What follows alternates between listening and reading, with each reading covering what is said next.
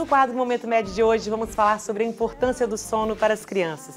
E para tirar as nossas dúvidas, conversamos com a neurologista infantil, especialista em medicina do sono, Francine Sepulcre.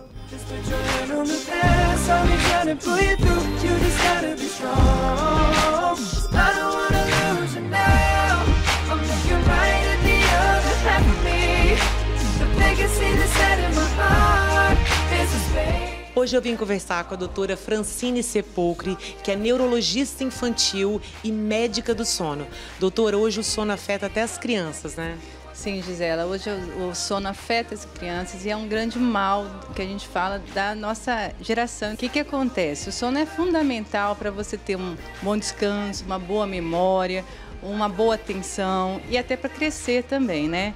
Então, as crianças hoje em dia, desde pequenas, elas já estão com dificuldades, muitas vezes, de estabilizar o sono. Aquela criança que acorda 10 vezes por noite, que é um grande problema para os pais, porque às vezes até uma higiene do sono inadequada. Mas também tem crianças que têm a dificuldade de estabilizar o sono por ainda uma produção não adequada da melatonina, né? Agora, os adolescentes, o problema maior aí entra televisão, iPad, iPhone, que é uma grande incidência luminosa que faz o contrário, impede a nossa liberação da melatonina. Então é aquele adolescente que dorme tarde e acorda muito tarde.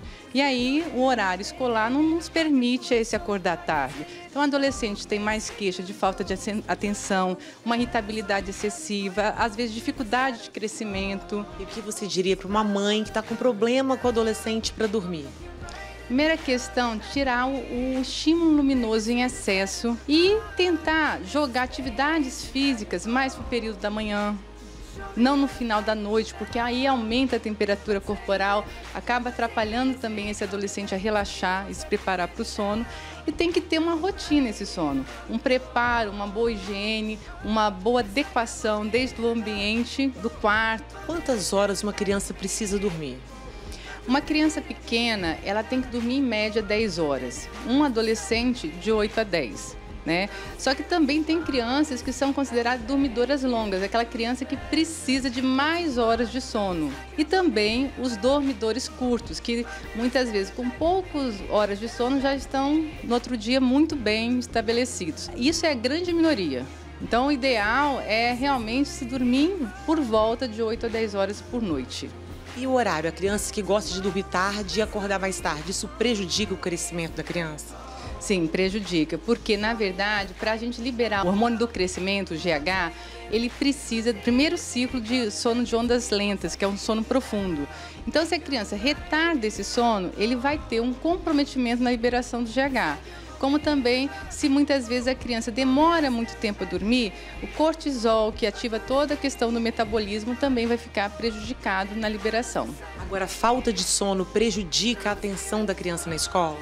Sim, a falta de sono prejudica bastante a criança na parte da atenção, que a gente chama atenção sustentada, que é ele prestar atenção por muito tempo numa mesma atividade, e ele fica também prejudicado na atenção que a gente chama alternada, prestar atenção em duas coisas ao mesmo tempo. E o exercício físico é importante para o sono da criança? Sim, a atividade física é fundamental para o metabolismo, porque isso também vai entrar no metabolismo que a gente fala ideal para o sono da criança, preferência ou no início da tarde ou durante a manhã. E a criança que dorme bem, mesmo assim tem o déficit de atenção?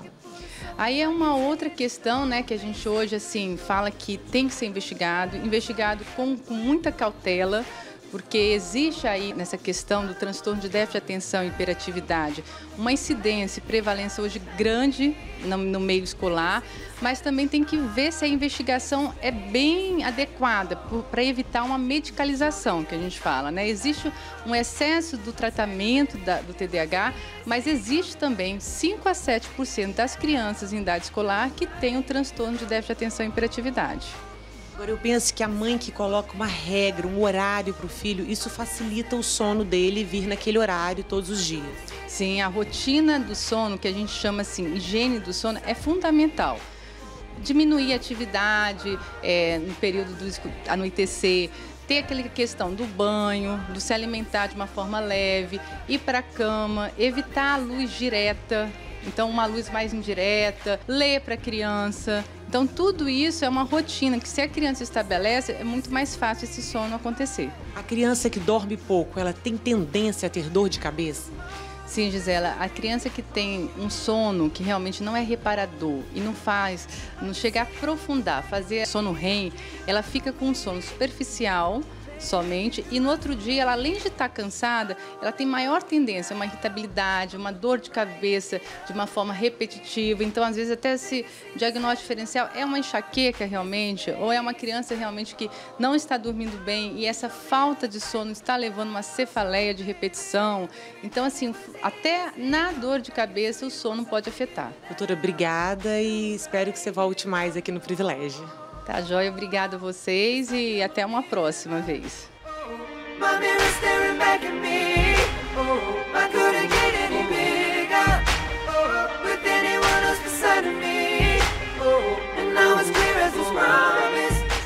Depois do intervalo, vamos exibir as notícias Privilégio. Daqui a pouco, te espero.